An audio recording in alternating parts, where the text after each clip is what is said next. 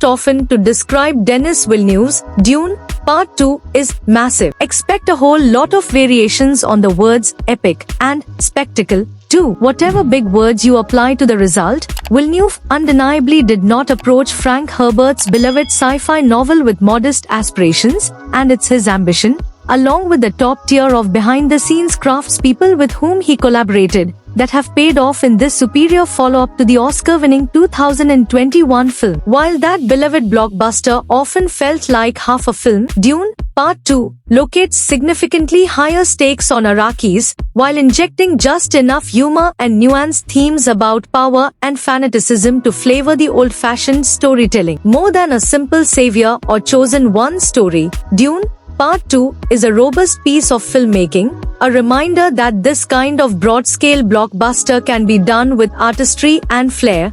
Dune Part 2 picks up so closely on the heels of the first film that the Fremen are still transporting the body of Zamis, Babs Olusanmokun, home again after he was bested in the fight with Paul Atreides, Timothée Chalamet. After the massacre of House Atreides, Paul chose to go with the Fremen, much to the consternation of his mother Jessica, Rebecca Ferguson. Thinking both Paul and Jessica were taken by the desert and all hopped up on violence after destroying the Atreides interlopers, House Harkonnen amplifies its attack on the Fremen, leading to a few remarkably staged battles between the warriors and soldiers. Villeneuve and his team deftly fill the first hour with battle sequences that counter the firepower of the Harkonnen military and the Fremen tribal combatants, who often literally emerge from the earth to destroy them. Bodies fall from the sky as enormous ships burst into flames in a way that feels nearly operatic. Amidst the chaos, the way Bautista Cannelli sketches Rabban Harkonnen as a wartime leader who is in way over his bald head, while Stellan Skarsgård leans even harder into a sort of blend between Nosferatu and Jabba the Hutt. As the battle between the Fremen and the Harkonnens for control of Arrakis serves as the backdrop for Dune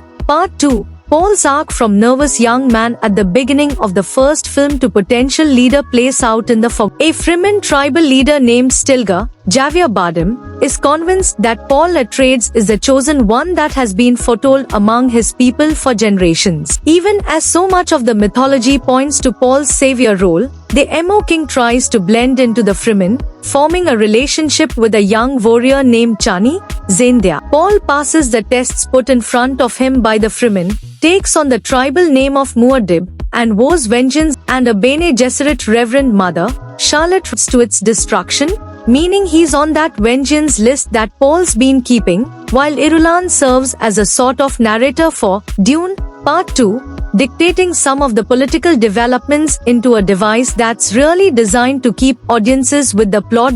If the interstellar politics aren't enough, guiding her son's ascendance in a manner that feels Neff's journey, in that it's constantly questioning if being led by an outsider from another culture is the right move. Chani sure doesn't think so, and Zendia subtly finds notes to make viewers wonder what a happy ending would be for these characters. As Jessica and Paul learn more about Fremen history and the browns and blues of the desert culture don't feel arid as much as grounded, and that it's off at this time divisive element, often feeling a bit flat for someone believed to be the neo of this. However, those choices add up in a way that makes thematic sense, enhancing the uncertainty of Paul's. Zendia is solid, although she lacks chemistry with Chalamet that would have helped add flavors here that weren't in the first hour. Finally, Austin Butler leans hard into the exaggerated role of Feyd Rautha, playing the sociopathic nephew of the Baron with all synonym for massive.